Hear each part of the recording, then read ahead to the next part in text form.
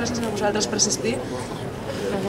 Bé, com ja ens han estat explicant, ahir vam tenir una notícia molt greu per la llengua catalana, que ens estan tocant el sistema d'acollida lingüística. I bé, això és un atac més a la llengua catalana que s'està produint en... Ja se sent? No! A veure, millor? D'acord, doncs com ens han estat explicant les altres persones que han parlat abans de mi, aquests dies s'està produint un fet molt important i molt rellevant per la nostra llengua, que és l'atac al sistema d'immersió lingüística a Catalunya. Però aquest atac no és sol i no és només a Catalunya, sinó que també s'està produint en altres àmbits, en altres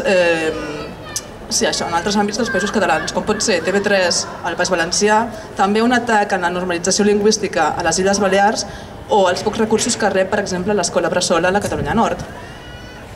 És a dir, que no és només un atac en aquest moment i en aquest precís punt de la llengua catalana, sinó que és un atac global que dia rere dia se'n van sumant més i més, i això està produint un fet molt greu per la nostra llengua. I bé, què és la immersió lingüística? Bé, com tots sabeu, doncs la immersió és l'acollida lingüística en català als nouvinguts, i per tant que garanteix que tothom que surt de l'escola sap català i per tant cohesiona la societat.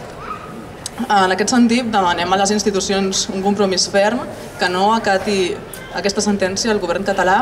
També demanem un compromís per part dels consells escolars, dels professors, i cadascú de vosaltres cada dia també pot contribuir a millorar l'estat de la llengua catalana parlant-la de manera normal i intentant que tothom se senti cohesionat i bé normalment amb la llengua catalana. Gràcies.